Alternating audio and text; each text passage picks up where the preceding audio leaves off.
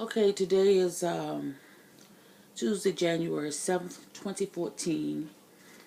Um, I'm sorry about my big head casting a shadow on my face. You can see it on my clothes.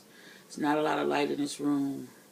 It's a room in the house that I'm getting together, and soon we'll have sufficient lighting so you can see my face and in a prettier room, hopefully. But right now, I'm just trying to make sure I do what I said I'm going to do every day. That is post a video diary. So, in the 6th chapter of Matthew, 34th verse, it says, "Therefore do not worry about tomorrow, for tomorrow will worry about itself. Each day has enough trouble of its own." In other words, don't even be thinking too far into the future. You'll be doing good to handle today. That's my paraphrasing of it. So, I woke up this morning and, still on that high from yesterday, getting my new teeth. And went to the bathroom and toilet wouldn't flush. We've had some bitterly cold nights here in New Orleans, and it's supposed to be below freezing for several hours again tonight. Of course, most of the country has got this Arctic vortex or Arctic blast, and people are really suffering. I feel so sorry for homeless people, because I'm only a paycheck away from homelessness. Then I looked in the toilet, and my husband had left me a present. And I was like, oh God. Then I opened the top of the toilet, the tank, to look down in there. No water. None. Zip. Zero. Not a drop. I was like, no wonder the toilet won't flush. Then I went to the sink in the bathroom. No water there. So it's like, oh my God. And so after talking to him, he left the house knowing this was a situation. Didn't tell me anything. I'm in there trying to look at in tanks and try to figure out what's going on. And so I called the landlord, who doesn't fix anything. Doesn't want to fix anything. Just collect the rent. And then I called the maintenance guy. And then when I got off the phone, I went in the bathroom and the water was skeeting all. No, then I left home. Thank God I wasn't gone long, because when I opened the front door, I could hear water dripping from upstairs, hard down to in the kitchen, all over everything. And then I ran upstairs. I said, it's got to be something with that toilet. Ran upstairs, and the bathroom floor was wet, and water was skeeting out of this little down there where the emergency cutoff valve is. And people, you need to know where these things are in your house. So the landlord didn't wrap the pipes, even though the meteorologist was telling the plants pipe people. And the toilet is almost as old as I am. Been there since this raggedy ass condo, which is what I call it, in the ghetto fabulous hood that I live in, with a bunch of Section 8 people, and I can understand Section 8 if you need it and they bona fidely deserve it. Hispanics, Cubans, Mexicans, blacks, whites, poor every other nationality. And I couldn't begin to tell you the kind of issues I deal with these people. Oh my God, I see why certain people don't want to live around certain people, because I don't want to live around my own people. Well, anyway, that started, set the tone for my day, obviously. When the maintenance man came, he said, this toilet, or green toilet, he said, this toilet is original to the house, which is about 30, 40 years old, 40-year-old toilet. What you expect it to do when it freezes? Pipes have never been changed, probably. Nobody bothered wrapping a few little exposed pipes that were outside.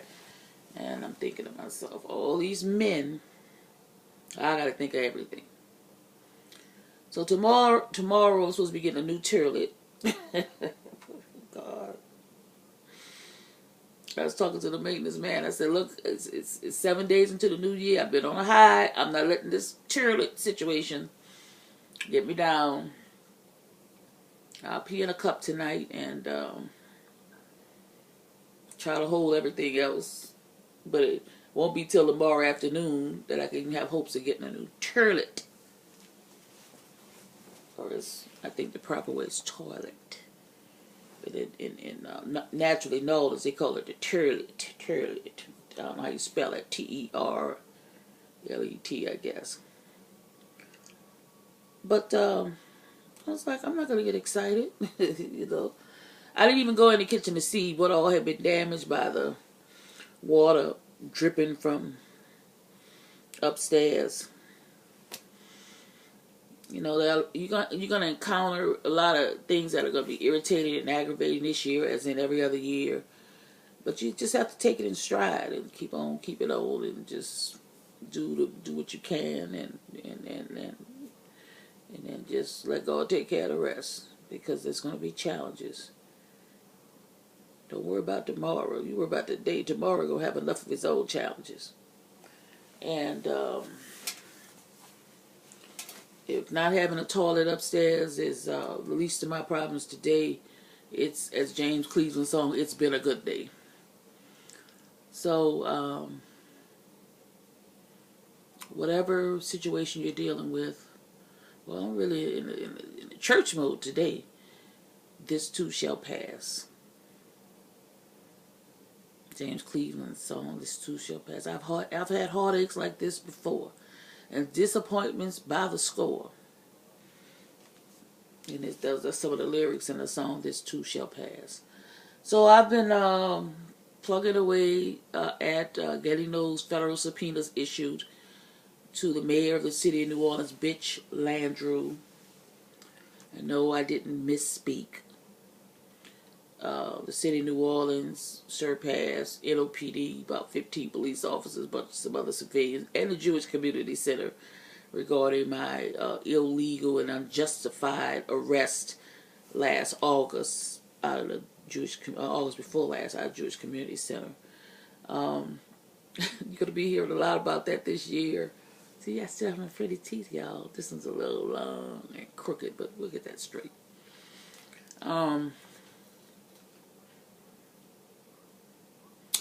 I'm fixated on that because the judge gave me until January 20th to get those people served. And as you know, the way life is, anything can happen between now and then. So if you have something important to do it now. Don't wait. Because the flu is going around and all kinds of other viruses. I caught something a couple of weeks ago. My son is sick now. Lots of people are out sick. So every day, do as much as you can, because you have no idea what tomorrow holds for you. But as the old church folks say, I may not know about tomorrow, but I know who holds my future. And I know who holds the world. I was kind of happy at the end of last year that I thought I had not lost any close relatives or friends. Although I'm still trying to remember whether Reverend Robert Dale Tanner Sr. died last year or the year before. But if I had to strain and think real hard about whether I lost somebody important to me, then I probably didn't, with the exception of Reverend Tanner. And that makes it a great year right there. Nobody, I have a friend that's living with, I don't want to say dying from, but living with cancer. I don't know what a confession is. She might be believing for a miracle. Again, Stephen Bird's brother died on, I think, December 20th or so. We really don't know. On a national level, we had all Boston bombings and all kinds of other things. And this year, in school shootings, we have those every year. So, this year is not going to be any different, more than likely. Unless my people who are called by my name will humble themselves and pray and seek my face and then turn from their wicked ways, then will I hear from heaven and will heal their land. So I guess I'm feeling like the prophetess, the preacher today. Call me the CC, the cussing Christian. I can put that behind my name. Sandra 18 Wheeler Hester CC. Somebody asked me one time, how are you going to be a Christian and curse? That was when I was in labor with my son. And I had been in labor from October 28th to October 31st is when he was born. And I was screaming, never dilated. They never gave me an epidural. And I was screaming bloody murder. And one of my old Christian friends came to see me. And the pain was hitting me. I said, oh, Lord, have mercy.